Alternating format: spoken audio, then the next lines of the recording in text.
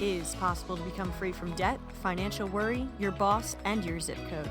You can start living a life you love, but first, you need to find your freedom. Using financial independence and lifestyle design principles, you can create the life of your dreams now. There are many paths to freedom, and that is what this podcast is all about. My name is Becky from 20free.co, and I am the host of the Find Your Freedom podcast.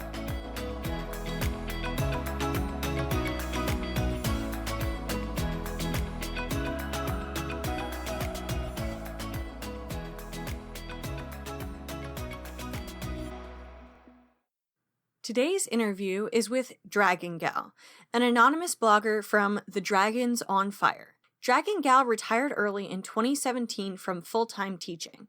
Currently, she does volunteer work, teaches creative writing part-time, and continues acting with her improv troupe. Dragon Gal loves reading, traveling, and thinking. She enjoys blogging with her husband at thedragonsonfire.com and being part of the Fire community. In this interview, Dragon Gal talks to me about how she retired at 40, a few months after finding out about early retirement, without ever budgeting. We discuss the money habits that helped her retire early and what life is like in early retirement. Welcome to Find Your Freedom, Dragon Gal. Thank you so much. Thanks for having me. Let's start with talking about your background. So tell me about how your experiences have shaped your personality and perspectives on money and life. I think it'll probably have to start from childhood with my parents. We came to America when I was 2, and it took them a while my parents to become stabilized financially, but I never really honestly felt like I was in want of anything, especially as a child. Now, as I grew older, I did notice that I was never getting, the things that were quote on trend that my peers would get. So I never had the Cabbage Patch Kid. I never had the Guess jeans. I never had, the designer shoes or anything like that. I didn't have, the Nintendo or any video games, actually. I think that really built within me this understanding that I was never going to get, quote, everything that I wanted, but I was still okay. Sure, it was a little bit of a bummer, like occasionally, like, oh, they have it, I don't have it. But in the end, I lived through it. It was fine. But what that set me up for was just understanding that I didn't need the newest trendy thing. And that's translated into my adult life where, I currently still have an iPhone 5, with a cracked screen. But does it work? It's fine. I saw my parents retire early, so I feel like they were on fire before fire was a thing. My mom quit her job at 45. My dad quit, I want to say, early 50s. They were able to build a stable foundation financially after they moved to America. And even though my mom was working kind of low-paying jobs in the beginning, she worked at the Dairy Queen. She worked like a jewelry store for like less than $5, an hour. She ended up being a postal worker when I was a 5th grader through my sophomore year of college. For the most part, it was, middle income wages for her. But yet they were still able to send me and my sister to college, full tuition, and they set up my life and my future, and I'm grateful for that. My parents also taught me a lot about respecting the things that you had in your life, the objects you had in your life, just using things wisely, fixing things if they were broken, not just like casting them aside or throwing things away, just really reusing things. And so that also was part of my upbringing as well. I think my experience with Dragon Guy being diagnosed with cancer at age 34 was also a huge turning point in my life as well. That really taught me about health and its importance as something being equally, maybe even more important than financial wealth. Because in my mind, you can be wealthy, but if you're not healthy enough to enjoy your money, what's the point? So that was a huge turning point in my life as well. Yeah, and I would love to dive into that a little bit more. I did want to start going back to your early financial life when you first started working and earning money and figuring out how to spend it. Can you tell me about what that looked like and if there was any major mistakes that you made? Most of my career, I was a school teacher. I taught high school, My last job was as an elementary school teacher. There was 6 years of my life where I taught as a contract teacher. And, I just always knew how to live frugally, I think, because of my parents. In a weird way, I was never cool, if that makes sense. I was never the cool person in high school or college. And like, I didn't really know how to dress that cool. And I think as a teacher, my job was really all consuming. It's like I didn't even really have the time to go out and spend lavishly on anything, really. In my early career, I was in a long distance relationship with Dragon Guy. So much of my money did go towards airplane tickets and visiting him. I feel like if I could do it over again, I might not have bought a house. I think that's truly something that I think about now. And when did you buy your house? We bought our house in 2003. So we've been here about 17 years. It was not terribly expensive. Like it was kind of the first slump when the real estate bubble burst. So we got a good deal, bought the home thinking we'd have children, but we did not. But how were we supposed to know that? I guess, we just never moved into a smaller home, or I guess sometimes the trendy thing is to move into certain neighborhoods that are maybe pricier, but have smaller homes, or maybe into town, like downtown area. We just never did that. We paid off our mortgage actually, when we discovered fire, we paid off our mortgage. and then since then, my parents have moved down the street. So we're here in this house. We've paid off mortgage, except it still costs minimum of 5 digits to live here. Because you're paying taxes and insurance and all of that, even though you own your house outright. Yes. In my brain, of course, that would make sense, but I just never thought about that and realized, like, even in my 40s, I was like, oh, when we pay off our mortgage, poof. No, not poof, more than 10,000. So do you think alternatively you may have chose to rent and have a little bit more flexibility in terms of moving? I think so. Certainly we lived, I want to say, our first year of our engagement in an apartment, but thinking about more flexibility would have been important. I feel very much that we are locked into staying here. There's certainly advantages to being in the community that we're in, but there's not as much flexibility. So if I could do it over again, I would think about that aspect, just renting, or just, there's all sorts of things you see nowadays online, like living in a camper van, living in a, houseboat. I mean, there's, you name it, it's on a blog. I saw living in a Prius. You name it, I want to try it. I'm all about that stuff. We're going to build a tiny house. We're going to do a camper van conversion, or regular van conversion, and we go camping in my partner's Volt. Okay, wow. Yes, right, exactly. The tiny house movement is huge too. Yeah. I mean, so yeah, I feel like there's just so many more options out there now, and that's something I would have probably done. Great. Well, I love that perspective. But on the other hand, it sounds like you have a lot of great benefits from the house that you own. And, it's not necessarily a horrible decision that you need to regret either.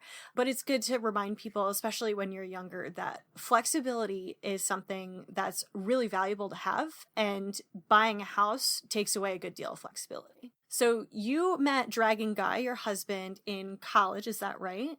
Yes. And you both worked for a while, and then in your mid-30s, like you had mentioned, Dragon Guy was diagnosed with cancer.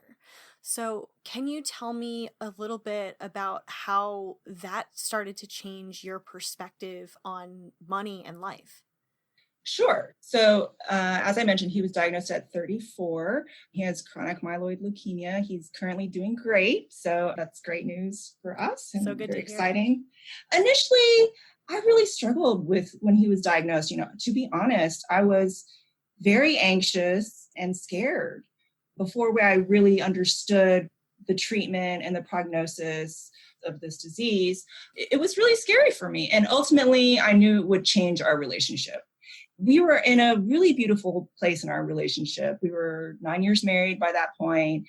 We just were really in a groove, and this, I felt like threw us totally off. I felt like I was forced to become a caregiver, which I really did not relish that role, to be honest with you. And I was angry, honestly, I was angry, anxious, and afraid.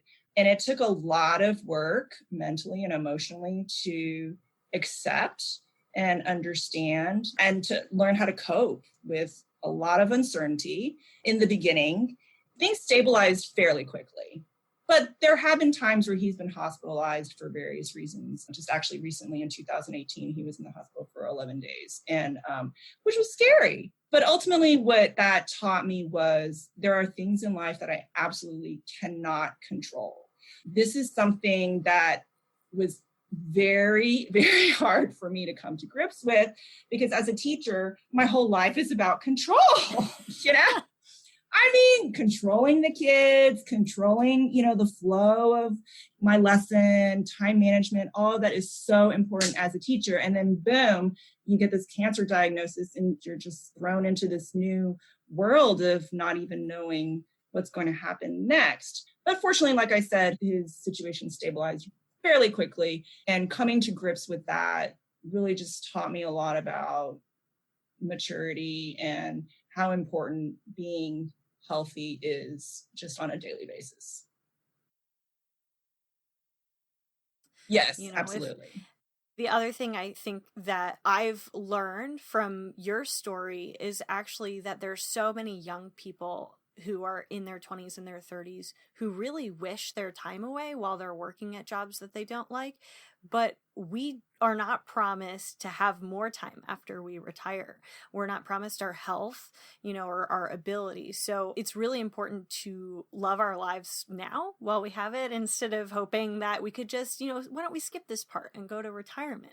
Why don't we enjoy ourselves during the entire journey? Because we don't know what's going to happen and we can't control everything as much as we would love to. Believe me, I'm a total control freak and I'm on the same page with you. I would love to be able to control everything in my life, but there's some things that are completely out of our hands.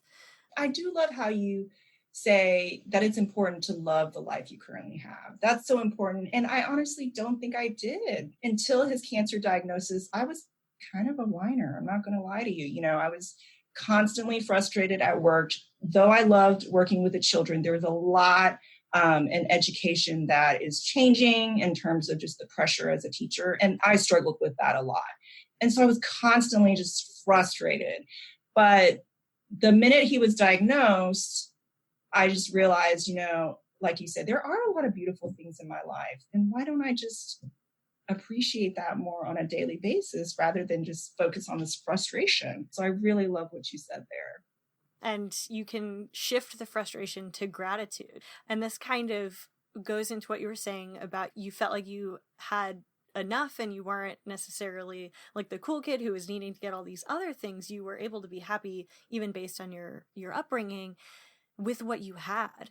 And if we stop thinking about the things that we don't have, or the things that we have in our lives that we don't like, and we start thinking about the things that we do have that we can be grateful for, that's such a powerful mindset shift. And it's kind of a daily struggle because negative always tries to outweigh positive. That's our lizard brain talking, our survival instinct is to focus on the negative. But if we want to really start enjoying and loving and living our lives, it's important to start really focusing on the stuff that makes us happy and that we are grateful for.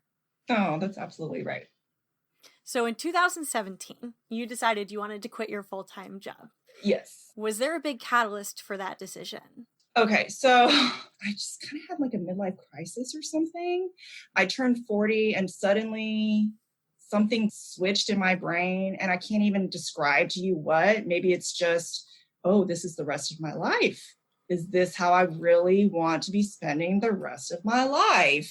I think that question just kept coming up for me over and over again in every aspect of my life. Like, oh, is this what I want in this part of my life? Is this what I want? I think I was just having a really kind of a bad day at work, to be honest. I was tired. And I got an email from a friend who said she wasn't sure if she was going to come on our group trip for the summer and that she really just wanted to retire early. And I thought to myself, gosh, you're one of the smartest women I know. She and Dragon Guy used to work together. I said, gosh, you two are the smartest finance brains that I know. And why can't we just figure this out? So I just Google, of course, you just Google it, right? Early retirement.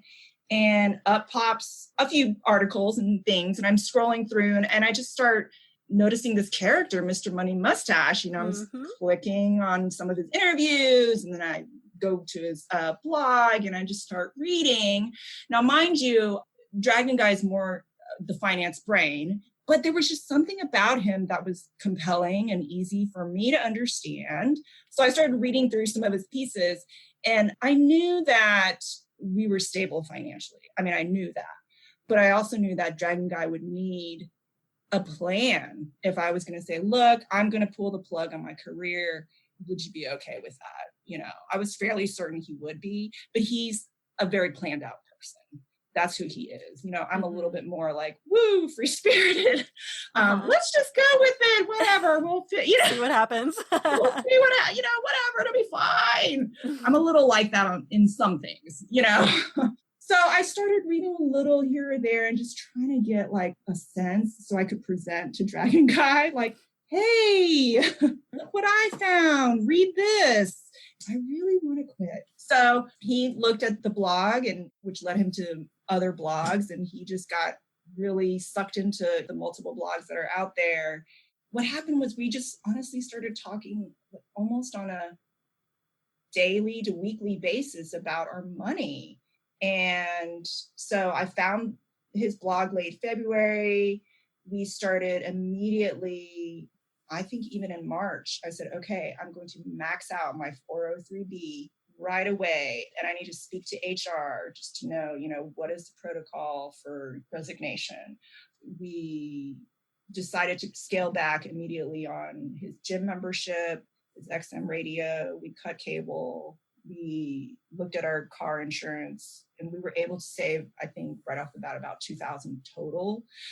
And since then, we've scaled back as well. It sounds like you were very conscious to financially prepare before retiring. You didn't find it, Google it, hand in your resignation, the letter the next day and say, peace out, I'm done with this. So what was your transition out of work like? Did you tell your boss that you were retiring? Did you just say, oh, I'm quitting, since you were retiring young, at 40 years old? I don't think a lot of people would expect that. Did you tell your coworkers? It's different as a teacher. I was definitely committed to staying the rest of the year. Not a question. I would never do that to the children. At the same time, I, as much as possible, stayed mom at work because I just felt like the minute I said, I'm quitting, then it would just lead to everybody starting to, approach me and talking about it, why. And I just wasn't going to have that conversation with people. The decision is made. I'm going to quit. No offense. It's none of your business. But it was also definitely awkward because towards the end of the year, everyone starts talking about, oh, are you transferring? Are you coming back next year? See you next year. There's all of that. And people ask you directly. It did feel icky to basically lie, especially to my teammates. It felt very icky. But I just felt like there was no way that I could handle an in-person goodbye without basically breaking down, having a meltdown, sobbing, all of that in front of the children and my peers. So what I did was I didn't quit until end of June when all of us were out of school. And I just texted my teammates and just sent in, there's an online form to quit online, which I learned about when I spoke to HR, which I didn't even know that was the process.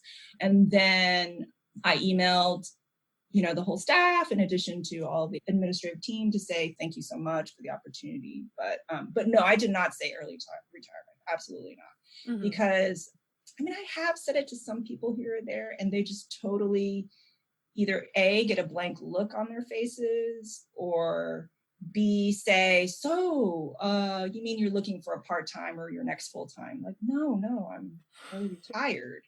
Well, I'll get you in contact with my friend that I know that's looking for a teacher. They just immediately cannot envision someone not looking for a job. And so I just, now when people ask, I say I'm tutoring or I'm between gigs. That will immediately stop people from asking.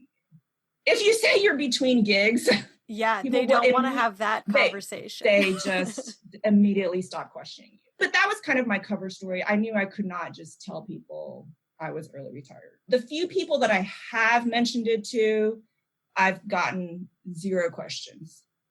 No curiosity, like, oh, how'd you do that? Nothing. Interesting. It's really interesting. I've maybe had like 1.5 people say, so what do you mean by that? Right.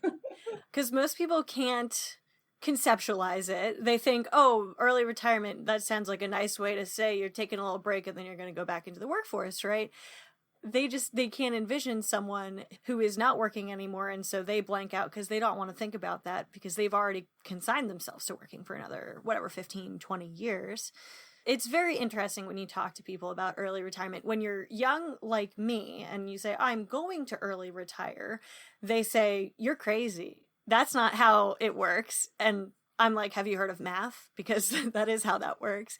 And then when you are retired, like you, and you tell people, I early retired, they don't ask you, oh, how did you do that? Or tell you, oh, well, that's not possible because clearly you did it. They just don't want to know. It's a kind of an interesting phenomenon. I think people need to have some sort of exposure to the financial independence thought process, or to having that kind of unsettled feeling of like, hey, I want more freedom in my life. I want more control. I don't have this amount of flexibility or time freedom that I want to have. So I need to look for something that'll allow that. And then they hear you say early retirement and it clicks. But it's a much smaller amount of people than we might think as bloggers in the financial independence space, or we think, oh, everybody thinks about this all the time.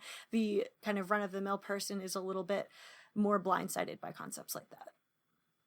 You're early retired now. How are you financing your retirement? How do you get money out of whatever investments you have to put it in the bank to pay your bills? I quit my job 2 years plus before Dragon Guy quit. So for all of 2017 and 18 and most of 19, he was still working.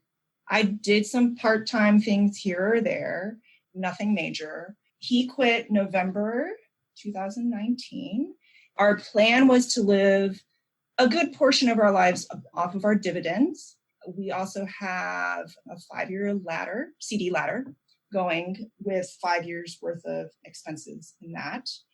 We were also thinking of selling some stock in order to fund our retirement. So the plan this year was to live off of dividends and sell some stocks. So, however, Dragon Guy got some contract work this year, which was very unexpected.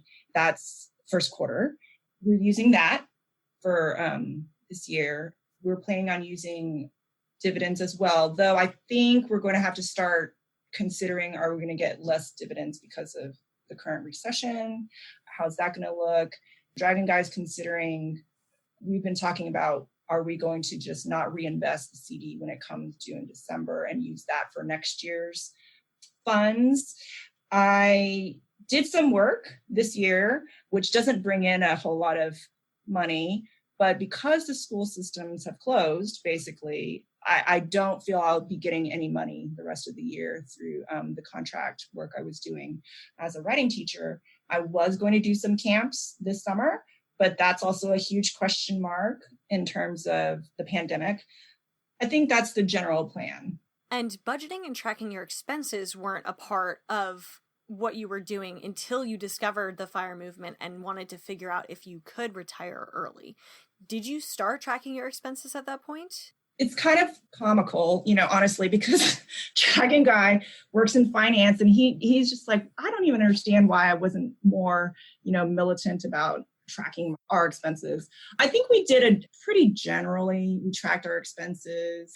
We didn't ever really budget. We just always knew we were coming in well below our earnings every month. But in 2017, when we discovered FIRE, we became very serious about looking at pretty much every single penny that went out the door. And honestly, just by being aware of what we were spending, I don't even know how we were making it happen. I mean, our numbers just kept going down. Granted, we did make some big changes in terms of, like I said, the gym membership and all of that. We also did cut the cleaning lady, which was honestly kind of sad for me, but it makes sense. I'm not working full time. Of course, I should be responsible for my own cleaning, right? Especially now when Dragon Guy is retired too, he's taken up half of it as well. We used to play tennis, and that would be $85 per lesson. And now we're just going to go play in the park for free. That cut about $3,000 off of our yearly spend. And that adds up. Just by being aware of what we were spending really just made it drop.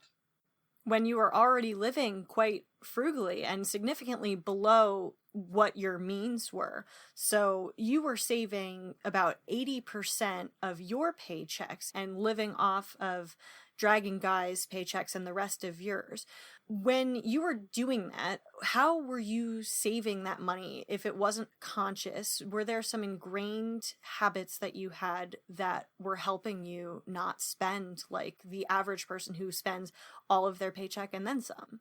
I think we just grew up with families who were frugal, and we always knew to not spend more than we made. So that was number one. We also knew that we should save as much as we could. That was, I think, also just something we grew up with. We didn't really lifestyle inflate, I think. Again, it goes back to just as a child, I really never had the next new thing. I guess what it is I never attached feelings to buying things or shopping. In a way, there was a time in my life where I did, feel, oh, this is so great. I bought this new XYZ. But I always noticed that, after like a week, a month, you were just not as enamored with whatever you bought, no matter what it was. Like, no matter how fabulous you felt when you bought it originally, like, oh, this fabulous new purse. Like a month later, you're just like, okay, cool. It's just my purse. So in that way, we were able to really save quite a bit. I think also large numbers kind of scare me. I was just like, oh, well, as a teacher, I didn't make that much, right? I would make $2,000 a month, after my taxes and, investments or whatever. And, if I'm going to go and spend $1,000 on this bed, it's like, okay, that's half a month right there of slogging at the job. That was really painful. So I think because I'd never really, quote, earned as much as maybe a corporate person, that really kind of taught me the value of money in a different way, especially because I always felt like I had to work really hard at the job, and some of these things were very expensive that people were buying, there's like $1,000 purses. Like, oh my gosh, that's half of my paycheck per month. And that to me was a little terrifying, right? And so that prevented me from buying those things, which helped me save. So I'm hearing you avoided lifestyle inflation, but you also saw that money was something that came from the time that you spent. So you valued your money in relation to your time. And I think that that's a disconnect that people have. And like you mentioned, instead they have a connection that money equals emotion. So money is happiness. Money is not time, money is happiness. And so when you see your money as time, you see it as freedom, right? When you see your money as happiness, it's an emotional basis to spend on things. And changing that mindset can be really powerful to be able to save more money, because you realize that if you don't spend the money, you can buy that time back and you can have more freedom and you can retire early like you did and spend all of your time then doing what you want to do. Right. Were you always investing part of your paycheck for your inevitable retirement at a standard retirement age? Dragon Guy and I were, monthly saving every month. And then we would invest that in the stock market, mutual funds mostly. And we were just doing that on a monthly basis, a set day every month. The money would just sweep into the funds, dollar cost averaging. And it worked. It worked. Beyond just like saving every month, we always would, as much as possible, max out all of the IRA accounts we had, 401k, 403b. we did all of that as well. Now, I will be honest and say, until we discovered FIRE, we just had this nebulous idea like, oh, well, you are supposed to work until 65, right? I mean, that's just what you do. And what FIRE really showed me is just to think for yourself, do the math. It is possible to live a life of your own design, just like, what you talk about all throughout your website. It just really made us talk almost on a daily to weekly basis about what is our money for? What is the value of our money that we have saved? What are we saving for? Can we retire early? And we could. I just don't think we examine as a society as much just this trope of, go to college, get out of college, get married, have kids, have a job, work 40 years, retire. That's like the arc, right? But I think we're starting to examine that, especially through the FIRE movement. And I'm grateful for that because there are different ways of living that don't require you to be grinding away at a job that is kind of maybe sucking your soul dry. There are options. Yes, there are so many options. It's so true. And I think that a lot of people have heard this script and internalized this script. You're going to work until 65 and then retire. And that's when you can do all the things that you like to do, but you have to wait until then.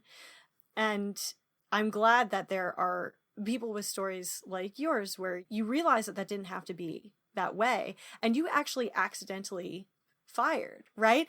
You didn't have that goal. Like some people listening to this, like myself, I had the goal to retire early by the time I was 20 years old. No, I didn't want to retire by the time I was 20 years old. I knew about FIRE and I had started working towards it in my very early 20s. And so that's like a really specific math calculation, and everything you do is towards that eventual goal. And for you were living a frugal lifestyle. You were investing for your future. You were saving your money. You were saving almost an entire paycheck. And you guys didn't make $500,000 a year or anything like that, which allowed you to retire early, right? What range was your combined income around? Our combined income was in the low 6 digits. Towards the second half of our career. Right. And that's towards the end once you've built up your salary. So that's a combined 6-figure income where I think a lot of people now see like a single person who's a computer engineer or something like that is making $150,000 a year before they're 30. And then they're saying, okay, well, I'm retiring at 35. And they say, well, this isn't realistic for me. That's not my situation. But just by practicing the habits that you practiced, it's easy to put yourself in a situation where you're going to be able to retire whether you realize it or not, which I think is like the really kind of fun part. Is you said, I want to quit. Can I quit? And then you looked at the numbers and the numbers said, yeah, you can quit. You've been practicing these really fundamental principles of reaching financial independence. And then the reason that your husband didn't retire at the same time as you was healthcare. Is that right? Yeah, that was a huge part of it. He was on a project that was 2 years, and so he wanted to kind of see it through. But healthcare continues to be a question for us. He's currently on COBRA for till I think May 2021. He also has to consider he needs special lab work every 2 months because he's currently off his drug treatment that he was on. But it's because the doctors want to see if he can remain in remission without the drug, which so far he's been doing fine on. So that's very great. He wants to continue to go to his specific oncologist because he's had his medical team for the entire 9 years that he's had leukemia. And he really trusts them. That is going to come into question when he comes off his COBRA. So we're currently kind of looking around to see what our options are. I'm just on a regular marketplace plan, but it's very expensive. It's very expensive. It's like $1,000 per month for the both of us. It's painful. Yeah, that's really expensive. And I think that's an expense that people need to keep in mind because we think sometimes about our expenses changing after retirement as they will go down. We don't have to commute to our jobs. We don't need professional wardrobe, things like that. But there are some things that will increase in cost, including healthcare, which is the perpetual question mark in the United States culture and economy right now. So can you tell me a little bit more about how your expenses changed after you retired? And if they changed even more after your husband retired a couple of years later? We did cut certain things right before he quit in anticipation.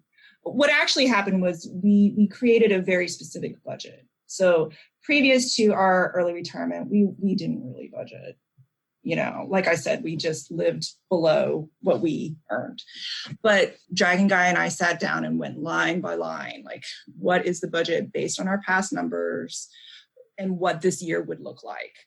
What I'm personally finding is that month to month, there's such a huge variation, in terms of our spend. I mean, that's natural, but it just feels like, okay, how does this even work? We budgeted, but this month it's so much more than last month.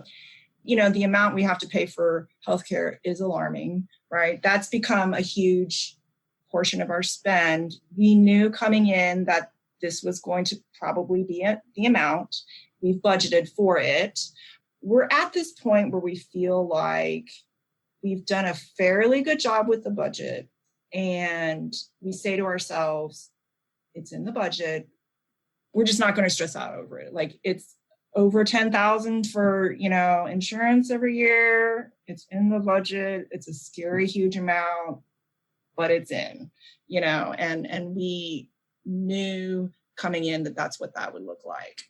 I want to say we also love to travel, and that was also included in the budget. Now this year, all of our travel plans have unfortunately been canceled for the most part.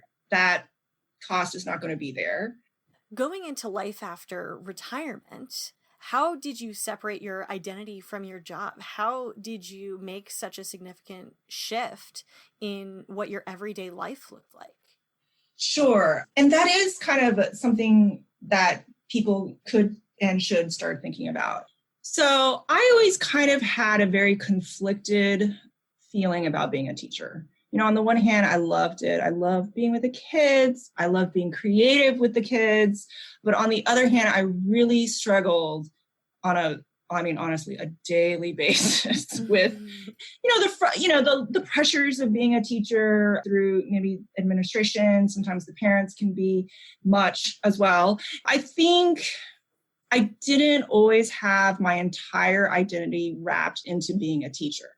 Okay, but that being said, whether or not you hate your job, like fully hate your job, it's still like 8 hours of your day. So even if you don't fully identify with whatever job you do, it's still a huge chunk of your time. So I think what's important is to know that there are different parts of your personality that are not related to your job and that can kind of come to the surface once you retire. And to really to celebrate that, honestly, and to just say, well, this is a chance to bring out those parts of me that were kind of tamped down because I was so busy. It's also time for me to discover new parts of me that I've never been able to discover because I was so busy at work. So there's those various aspects, and to just know for yourself that you are not your job. That is so important. You do not equal your job. You're more than your job. There's so many things about an individual person, right? There's the relationships that you have with various people. Most of us are, a son, a daughter, a wife. Some of us are mothers, a sister, a friend. All of those things are part of your identity and who you are. It's not just your job. Your hobbies, those, make up your personality and your persona as well. I think for me also what really helps my transition was I'm an introvert, and I do identify with that strongly. And I was okay with being alone for vast portions of my day. It was kind of relaxing and nice for me to just have the space to really just think my thoughts and to reflect on, whatever issues I thought I was supposed to be reflecting on. Eventually I did honestly make friends and get connected with different things that I wanted to be involved in. I started volunteering, which is very important to me. I volunteer at a couple of food distribution places and then also at a local cancer nonprofit. And I met new people through that. And I just felt, connected to my community. I did meditation for a little while and took a class on that. I've fallen off the bandwagon with that. But that was great as well. I think coming into early retirement, it's just important to know that you have to really be patient with yourself. When I quit my job, I was, quote, a senior teacher. I was one of the teachers that had been there the very longest on that campus. And that came with a certain amount of respect. But when you quit, it's like you have to totally start over in a way. Like you're at the top of your game when you quit your job, but then you kind of, in a way, start back at zero. And that can throw you off. So I think it's just important to understand that as you build your career, you have to build your early retirement. And that takes time. Yeah, that is such great advice. I love the message that you are not your job. I think you can start to internalize that message today if you're listening to this, because it can be really challenging, even if you're trying to make a transition to part-time work or you're trying to make a transition to self-employment, whether or not you're going fully into retirement, to take away the validation that you get from a external source, which might be your boss or your coworkers, or by telling people at parties what you do. Saying that you're a teacher has a certain level of esteem associated with it. Saying that you're a professional of some kind really ties into how you interface with people socially. And so when you change that context and you start talking to people and they ask you what you do as if your job is your identity, we're very naturally trained to associate those two things with each other. Our job is our identity. So I think we can work on creating that life and being patient with ourselves while we do it, creating that life outside of our jobs. Does retirement mean being entirely job free to you? I think it really means having the freedom to explore the things you want to explore. And for some people, that does mean you're getting paid to do something. And that's fine. And certainly did a portion of my early retirement. I was working part-time. I was every day teaching at an adult language school, which I adored. I loved it. I was meeting all sorts of adults from all around the world. And that was totally awesome. Eventually I quit it because it became like a real job to me and I had to stop, And then now I decided I miss teaching children and I'm just doing contract work as a writing teacher. But there are large portions of time when I wasn't doing any paid work at all. And I think that's fine too. A lot of people go into early retirement with, here's the thing. A lot of people go into early retirement with a very specific sometimes agenda. Some people are like, oh, I'm going to be a digital nomad, or I'm going to travel around the world, or I'm specifically retiring so I can raise my children or to homeschool my children or to become I'm quitting this, the W-2 job to dabble in, woodwork, whittling. I don't know. But, I think it's also important to just realize that early retirement, a lot of times, is just your life without a job. And to not really come in with a lot of expectation as to what it's going to be. Because honestly, it can so surprise you, but if you have these set expectations on what it is going to be, then it is really, I think, can be a letdown when it isn't that. So, to a certain extent, I did come in thinking, oh, we're going to do so much travel because that's just what we always have done. But honestly, we've done a little more, but not as much as I thought it would. And, I could let that really disappoint me, or I could just be like, okay, well, that's just, I guess, not what my retirement's going to be about now. And that's okay. Just to let it unfold the way it's going to unfold. Certainly, you have some control over, some agency over what opportunities you can kind of make come your way, but there are also other opportunities that just come out of nowhere that you want to be open to as well. I like the idea of being open to what happens and seeing how it unfolds instead of making it and crafting it into this really specific idea and expectation. I'm one of those like super planned ahead people, and expectations are like my Achilles heel because it's really easy to disappoint yourself if you set really high expectations and something doesn't measure up to how you expected it to be. It could be beautiful and wonderful in a different way, but it is not the way that you wanted it to be or that you thought it would be. And so you don't see the good things about it. You only see that it's not how you wanted it to be. So I think that's a really great perspective to have on your retirement might have a life of its own, and it's okay to allow it to develop. Let's talk about travel for a second. So it sounds like you guys have done a lot of travel. I've read that you've been to 35 states and 39 countries as of the time that you wrote that. You've probably been to more now because you've done more trips, but you do on average like 3 international trips and 4 domestic trips every year. We have in the past. Why do you guys like travel so much? Dragon Guy was actually working for an airline, the airlines. That was his second job. So we were able to just fly standby, wherever we could.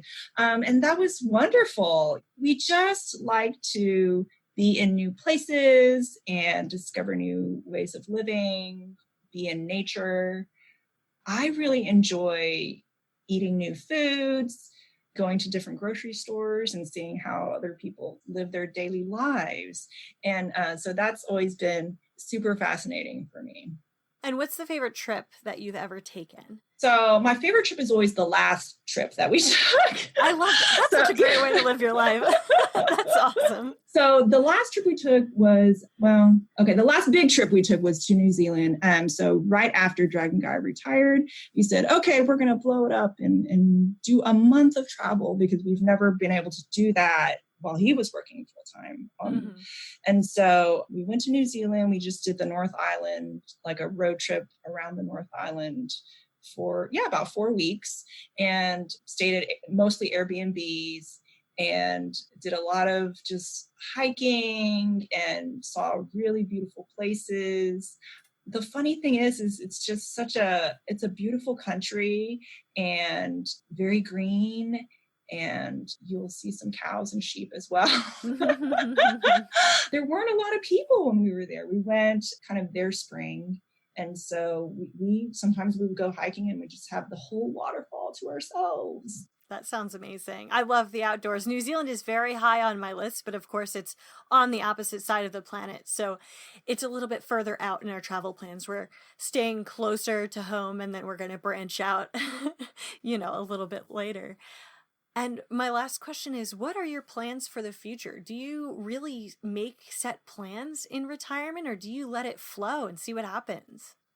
That is a really great question. Okay, so this is something I'm learning about early retirement. It's like, okay, yes, I will make plans, right? Like, so for example, I, in December, just got super pumped. I'm like, I'm going to work for the census. This is so cool. I went, I applied. I was pumped. It's every 10 years, it's about representation. I'm going to be part of it. Okay. So then they didn't call me till March. Okay.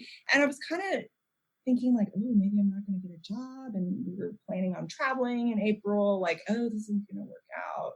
Well, and then the corona, right? So virus. So it definitely didn't work out. But what I'm learning is, yes, I can make plans. Yes, I can apply to things. And certainly I've, for example, I've applied to work summer camps. And that's a huge question mark at this point due to the coronavirus. But I'm learning that a lot of times things just don't pan out, and that just happens normally anyway, right? But I'm really learning to just see that as an opportunity to do something else. Like, okay, well, I'm not going to be a census worker, and in fact right now I'm self-quarantined, but let's see it as an opportunity to work on my website for, so I'm thinking of doing a website for building healthy habits, because that's kind of something I'm very passionate about. Through my experience as Dragon Guy's caregiver, we've really learned the importance of living a healthy life. But how do you do that? Well, it's through establishing healthy habits. Okay, so I really believe strongly in this message, but I've never really, I've done some stuff with it, but I've never really spent time and energy, trying to create this website. So when these other plans fell through, I'm like, well, okay, it's just the universe telling me that now I have time for this. And so sometimes I feel kind of like I'm in limbo. I've applied to these things. I've sent out feelers, to see if people are interested in me coming in to do these things. And now I'm in limbo waiting for them to say yes or no. I'm like, okay, calm down. Just see it as an opportunity as I'm waiting to just work on these other things that I'm feeling passionate about. And so that's kind of how I've been teaching myself to kind of roll with it a little bit. In early retirement because, okay, so for example, January, I worked one day. Okay, I was giving tours as a writing teacher in the art museum. Great, I love it. But I only did one day in January. But in February, I was given a second project as a contract writing teacher, and I was working suddenly like 8 days in February. So, but that's a huge difference, Yeah. January, literally one day, February, 8 days, and then March, like 2 days. That's something that I think freelance people deal with a lot. I love that perspective that if something falls through, it's no big deal. You have an opportunity to work on something else. And that's a really beautiful thing, even if you don't have control over all of your time. It's almost that relief that you get when someone cancels plans with you and you're like, oh, I wanted to do that, but man, I have time to do something else now. I could definitely learn from that. I have a bit of, as I mentioned, a control complex where I would love everything to turn out exactly as my Excel had planned it, But that sounds like a wonderful life in early retirement. You are taking it as it comes and you're volunteering, you're doing some paid work, but you don't have to discern between the two based on the money attached to it. You can pick projects that are passion-based or the most interesting thing at the moment. And you can spend the rest of your time working on your hobbies, your writing and your cooking and things of that nature. That sounds so wonderful and inspiring. Thank you, Becky. So let's move to the rapid fire style questions. Okay. What does freedom mean to you? Freedom means being able to really choose how you spend your time. I usually ask, what would you do if you could retire right now? But since you are retired, I'm going to ask, where would you go if you could travel for free? If I could travel for free, I would love to just spend months in Europe, specifically like Croatia, Slovenia, kind of, and also more of like the Eastern European nations would be really cool. That sounds wonderful. What would you do if you had to go back to work, if retirement was not an option? Oh, gosh. Well, I suppose I would probably take more teaching gigs with the writing nonprofit organization that I'm currently doing some little projects with. So they were the second employer that I worked with in my career. And honestly, they were really a wonderful organization. And I quit working with them because I wanted a more stable income and health insurance. So that's why I left them. But in my heart, I kind of always knew that that's kind of a place I could return to. And I wanted to, because with that program, it's just me working directly with the children, which is something I personally love. And so I could always just increase the amount of hours that I work with them. Substituting is always an option. I've never done it, but that's always an option. I don't know that I would ever go to full-time teaching again. I really don't know that I would. I think another option would be to go back to the teaching with the adults English learning institute that I was at. Oh, I loved it there. I loved it. But the part-time work felt like full-time work. It's like I was there 3 hours a day teaching the adults, but then I'd come home and that's when you're doing grading and your lesson planning and things like that. And that felt full time. But I loved interacting with people from other countries. It was so cool. They would teach me, their language, and I would learn about honestly, I wasn't even trying to teach them English. Sometimes I'd be like, okay, seriously, let me hear about the government in your country, or let me hear about healthcare in your country, or let me hear about where should I go if I visit your country. And we would just be talking. and tell me about food in your country. Tell me about your holidays. I mean, it was cool. So I could go back to that too. So it sounds like you go to mission-driven work and to maybe something that was part-time instead of full-time and a better balance of how you were spending your time. If you could go back in time, what one piece of financial or lifestyle advice would you give yourself in your early 20s? The advice that I give myself is think for yourself in terms of what you want to put your money into. You don't have to buy that much to live a happy life. If you think about it, most of the things that you love in your life are not things. They are the people in your life. They are the activities that you enjoy. These are not quote unquote physical objects. As you can see, I'm not like a bare minimalist, but I could have saved thousands of dollars by not spending money because I thought I needed to have this vase or whatever that I went and bought from Marshall's, honestly. And, I would just go in and look around and to Marshall's and just buy things I thought looked nice that I thought I needed. And honestly, I didn't. But those added up to thousands of dollars every, year. And I think if I really stepped back and thought about it, I would have bought less or bought used or borrowed. Those are options. Thank you, Dragon Gal. Where can everyone find you online to learn more about your story? So our website is thedragonsonfire.com, and we're also on Twitter at Dragon Guy and Gal. Okay, great. And we will link to all of that in the show notes for this episode. This was an information-packed interview with Dragon Gal, who shared all about how she was able to retire at 40. To check out the show notes for this episode, which includes links to resources mentioned in today's interview and where you can learn more about Dragon Gal, go to 20free.co/episode 28. That's the word 20, FREE.co/episode 28. I want this to be more than just a podcast for listening to, so I'm making it a do-cast, where you're getting information from the podcast that you can take action on to create real outcomes in your life. I call these power moves. If you implement even one of these tactics into your life, you're taking a powerful step towards finding your freedom. What are some power moves we learned from this conversation? Here are 6. Power move number 1, care for your health. If we only focus on our financial health at the detriment of our physical health, we cannot be wealthy. That's because health is a part of wealth. If you aren't able to live the retirement you're dreaming about, all of the hard work you did will mean little. Chronic stress and working 80 hours a week hunched at a desk, combined with eating unhealthy food and not making it to the gym because you're working all the time, can cause all types of health issues. Of course, there are some health scenarios that cannot be predicted or prevented. That is why we need to not only care for our health, but also be grateful for the health we have right now.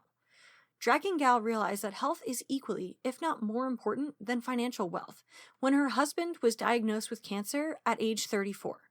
She says, if you're wealthy but not healthy enough to enjoy the money, what's the point? Power move number 2, avoid emotional spending. Spending can be emotional, and emotional spending can get very expensive. We are convinced by advertisements and marketing that buying these jeans will make us feel beautiful, that having this gadget will make our life easier, and purchasing this doodad will make us happy. But have you ever noticed that after a week or a month, you aren't as enamored with what you bought, no matter how fabulous you felt right after you bought it? Dragon Gal says that one of the reasons she was able to retire at 40 is that she never attached feelings to buying things or shopping. She noticed that the shininess of an emotional purchase faded quickly, so she started to pursue a more minimal lifestyle.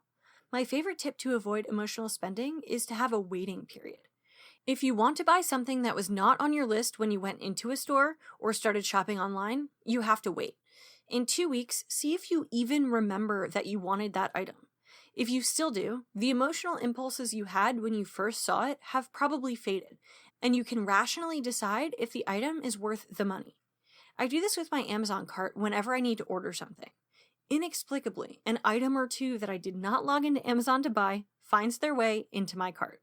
I'll save those items for later and see if I even remember that I wanted to buy them in 2 weeks. If I remember them and still want to buy them, I'll go ahead with the purchase. That helps take the emotion out of spending money. Power move number 3, Value your money as time. If you spend emotionally, you value your money as happiness. It's the idea that buying things with your money will create or bring you happiness. The problem is that things don't usually make you happy, even if you initially feel excited right after you buy them. However, if you spend rationally, you value your money as time. When money is time, money is freedom. If you can save your money instead of spending it, you can buy your time back and retire early. Think of your purchases in relation to how much time you would have to work to pay for them. If a weekend night out costs a few days of your salary, is it really worth it? Would you still buy that luxury purse if it would take a month of working to pay it off? This is exactly what Dragon Gal did. She thought of expenditures in relation to her salary as a teacher. Since her salary wasn't very high, she avoided spending large amounts on things because she knew that she worked really long and hard for that money. When you value your money as time, saving money means you can retire earlier. Power move number 4, automate your savings. Taking your savings automatically out of your paycheck or checking account makes creating a savings habit so much easier. That way, you can never accidentally spend the money that you were planning to save, and you get used to living without it. This is the concept of paying yourself first, before you pay your bills or spend fun money. You can even automate your investing by scheduling automatic transfers from your savings account to an investment account. If you automate this, you can't forget to do it, you don't have to spend time thinking about it, and you will get richer every time you get a paycheck. If you're saving as a couple, an easy way to automate savings is to live off of one salary and save the other salary. This is what Dragon Gal and Dragon Guy did. They saved most of Dragon Gal's salary. They also had savings habits that included maxing out their 401k, IRA, and 403b using automatic savings that swept into their investment accounts. By automating your savings and investments, you can set it up once and forget about it, and eventually you will be automatically financially independent. Power move number 5, know what you're saving for. Sure, you know that you're saving so you'll be able to retire, but do you really know what that means? Will you be retiring at 65? Will you be retiring early? If you're retiring early, you are actually saving so that you can have fewer years of work and more years of freedom. So what does life in retirement look like for you? Dragon Gal observed that many people don't examine the trope of college, marriage, kids, job, working for 40 years, and retiring at 65. So we just save for those goals. We save for our wedding. We save for buying a house. We save for our retirement at 65. But if you truly examine what you're saving for, and you go deeper with it, you might find that you're saving for things that other people want for you, but you don't want for yourself. When Dragon Gal and Dragon Guy examined what they were saving for, they realized that they were saving for early retirement. Dragon Gal was able to retire at 40 and spend her time volunteering and working on passion projects. Power move number 6, be patient in early retirement. Dragon Gal reminds us that just as you build your career, you have to build your early retirement. Going into early retirement, you have to be patient with yourself. When you work in a career, that job title often comes with a certain amount of respect. When you retire early, you're starting at 0 in a new chapter of your life, one where you have to create a life outside of your job. After all, early retirement is just life without a job. But often, we might not know exactly what we want to do with our newfound time and freedom. Some people go into early retirement with a specific agenda and a lot of expectations of what it's going to be like. Dragon Gal's advice is to be patient with yourself, because how your early retirement unfolds can really surprise you. If you have expectations, your early retirement could be a letdown if it doesn't turn out exactly how you imagined. As a planner myself, this was really important advice for me to hear, because I'm prone to being let down by my high expectations, and I don't want to be let down by retirement. That is the 6th and final power move from my conversation with Dragon Gal about retiring at 40. Do you want to finally feel good about your finances and have a stress-free plan to create a life you love? It's time for you to reach your biggest money goals, like paying off debt, building up savings, and using your money to create your ideal life. As a money coach, I will help you gain clarity about what freedom looks like for you, develop a strategy to get there, and overcome your money roadblocks on the path to financial and lifestyle freedom. Let's hop on the phone. During our free 15-minute coaching call, we're going to develop a vision for your ideal life and how your finances fit in. Not only are you going to get massive clarity, you're also going to get a free spending plan spreadsheet just for booking the call. Visit 20free.co/moneycoaching to get your free money coaching call and budget spreadsheet right now. That's the word 20, free.co/moneycoaching. If you enjoyed today's episode, make sure you're subscribed to the Find Your Freedom podcast on whatever app you're using to listen to this episode. Do me a favor and also leave a rating and review on Apple Podcasts. Go to 20free.co/iTunes to be redirected to the page on Apple Podcasts where you can leave your rating and review. I really appreciate it. If you think this episode would help someone you know, please share it with a friend. Thank you so much for tuning in to this episode of the Find Your Freedom podcast. My name is Becky. You can connect with me on Instagram and Twitter at 20freeco and sign up for free resources and email updates at www.20free.co. That's the word 20, free.co. I'll talk to you next week on another episode of the Find Your Freedom podcast.